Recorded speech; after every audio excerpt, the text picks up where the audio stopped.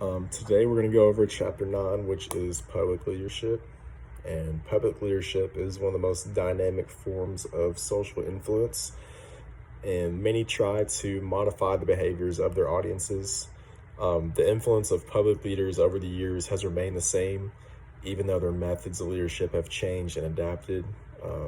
In the text, it stated that Thomas Carlyle stated that there is no single leader that is capable of changing the evolutionary development of history, and conventional wisdom supports his idea that powerful leaders shape history.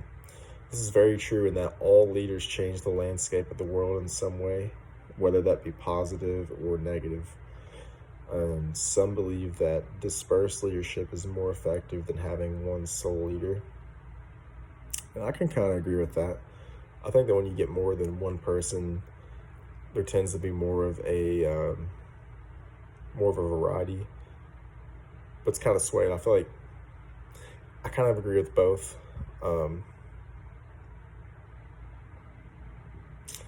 they feel that having multiple people create ideas is more ideal than having one single leader think for the best interests of the people.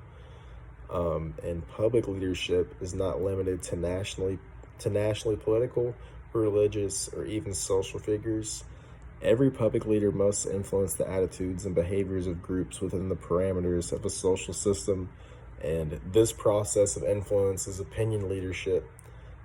Public leaders often use different tactics when it comes to the size of the audience they're communicating to at that time, and effective leaders share their opinion publicly through public speaking and persuasive campaigns.